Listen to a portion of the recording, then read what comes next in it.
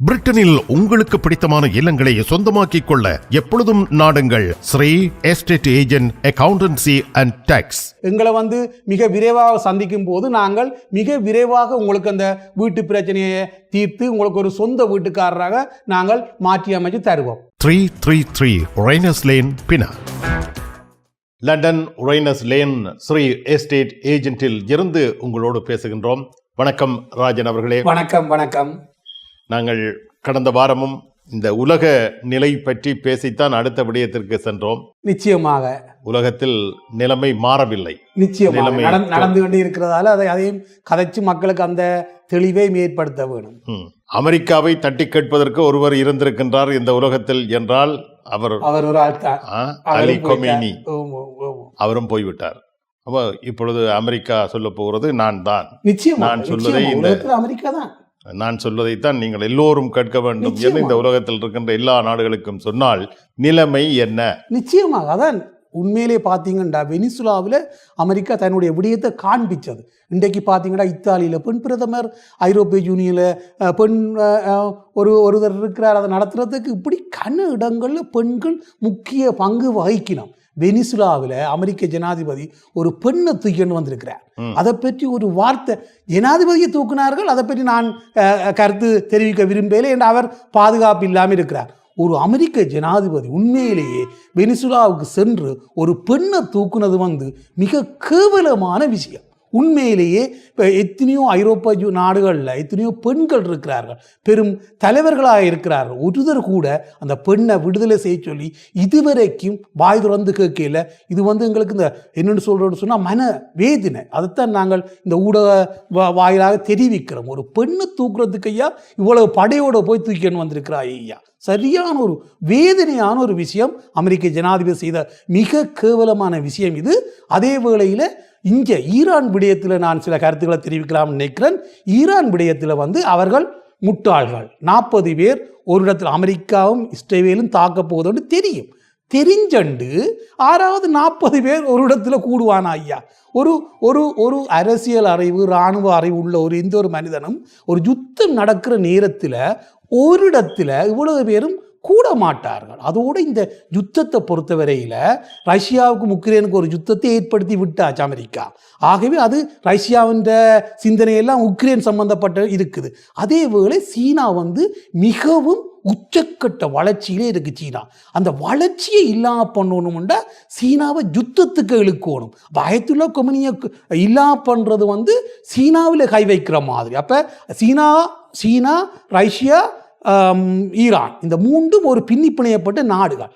அப்போ சீனாவுக்கு அடித்த அடி தான் இங்கே ஈரானில் நடந்த விடயம். இன்றைக்கு இந்த அடியை அமெரிக்கா தெரிவிச்சிருக்கு சீனாவுக்கு இழுத்து வச்சு யுத்தத்துக்கு இழுக்கிறதுக்காக. ஏன்னா அப்படி செய்தால் தான் சீனாவின் இராணுவ வளர்ச்சியையும் பொருளாதார வளர்ச்சியையும் அமெரிக்காவில் தடுக்க முடியும். இன்னும் ஒரு 5 வருஷம் 6 வருஷத்தில் அமெரிக்காவை விட சீனா எல்லா விடயங்களையும் முதன்மை நாடாக போயிடும். இது எல்லோருக்கும் தெரிஞ்ச விடயம். அப்போ இந்த யுத்தம் எல்லாமே ஆற நோக்கி போகுதுன்றதை நீங்கள் புரிஞ்சு கொள்ளுங்கோ. ஆகவே உண்மையாகவே இவருடைய மடமத்தனம்தான் 40 பேர் ஒன்றாக கூடி ஒரே இடத்தில் இறந்தது. இவருடைய சிறுபிள்ளத்தனம். இதுதான் உண்மை. நிலத்துக்கு கீழ் இருந்து நாங்கள் பேசினாலும் அந்த பேச்சை வைத்து ஒருவர் மீது தாக்குதல் நடத்தக்கூடிய தொழில்நுட்பம் என்று உலகத்தில் இருக்கின்றது என்பது அலி கொமைனிக்கு தெரியாமல் இருந்திருக்கும். நிச்சயமாக அவருக்கு தெரிஞ்சிருக்கும். காலம் நேரமும் பகைச்சிட்டது என்று நான் நினைக்கிறேன்.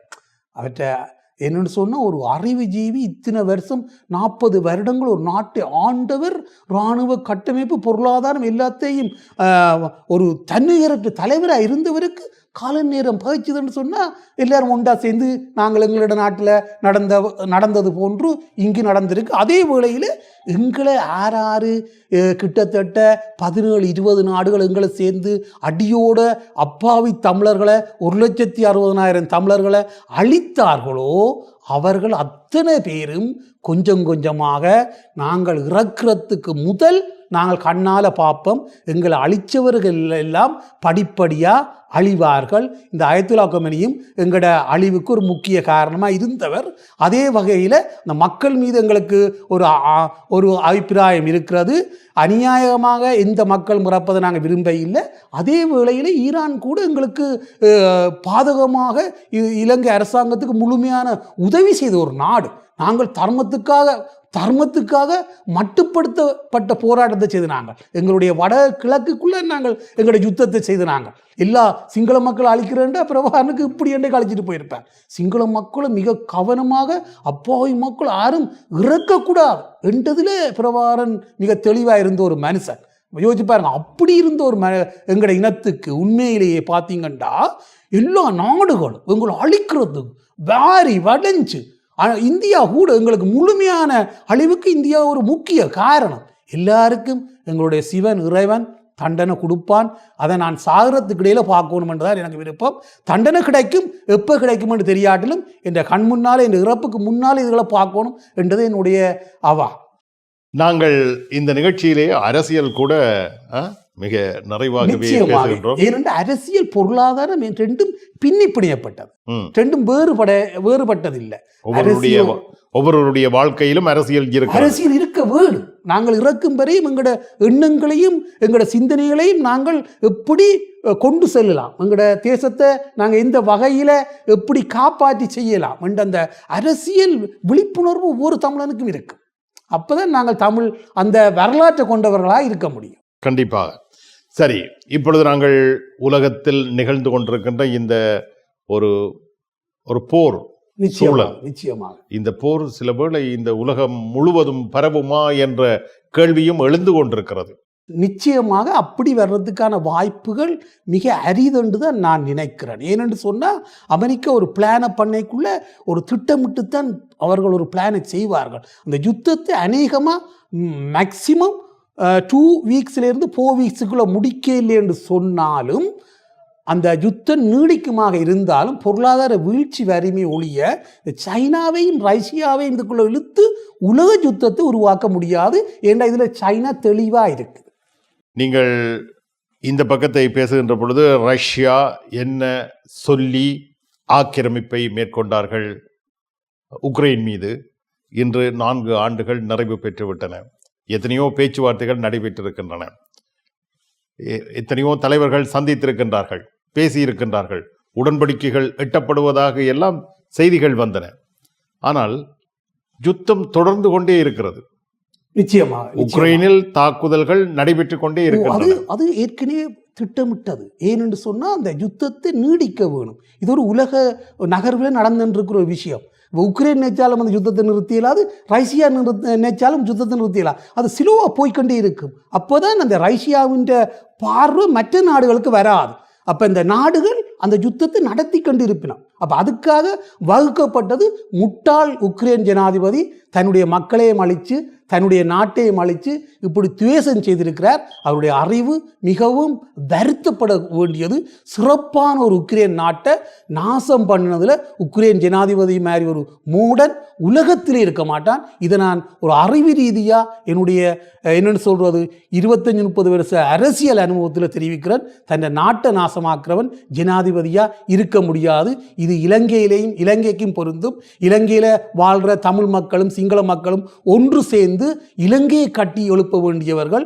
ஒரு சிறிய இனத்தை என்றைக்குமே இந்த புத்த பிக்குகளை வச்சு அழிச்சு கொண்டிருப்பதால் ஒரு பிரயோசனமும் இல்லை. தமிழர்களுக்கு ஒரு பிரச்சனையை தீர்க்காத பட்சத்தில் இலங்கை சுதந்திரம் அடைய முடியாது. ஆகவே தமிழருடைய சிறிய பிரச்சனை, வடக்கு கிழக்கு இணைஞ்ச ஒரு சிறிய பிரச்சனையை தீர்த்து விட்டால் உலகத் தமிழர்கள் கூட நாளைக்கு இலங்கையை ஒரு சிங்கப்பூரை ஆக்கிறதுக்கு தயாராக இருக்கிறார்கள். இன்றைக்கும் இலங்கையில் ஒரு பாதுகாப்பு தமிழர்களுக்குன்றது ஒரு கேள்விக்குறியாக இருக்கிறதால இலங்கை இன்றைக்கும் பொருளாதாரத்தில் வளர்ச்சி இல்லாமல் இருக்கிறது. ஆகவே உக்ரைன் ஜனாதிபதி செய்ய தவிர இனிமேலாவது இலங்கை ஜனாதிபதியாக இருக்கட்டும், இலங்கையில் இருக்கிற எதிர்க்கட்சிகளாக இருக்கட்டும், தமிழர்களையும் சிங்களவர்களையும் சேர்த்து இலங்கை என்ற பொருளாதாரத்தை கட்டி இலங்கை ஒரு சிங்கப்பூர் போன்ற ஒரு நாடாக மாற்ற எண்ணோனுமே ஒழிய இனவரியையோ மதவரியையோ நீங்கள் காட்டுவீர்களாக இருந்தால் இலங்கை இன்னும் கொஞ்ச காலத்தில் சீனாவின் பக்கத்திலேயும் அமெரிக்கா என்ற பக்கத்திலேயும் போய்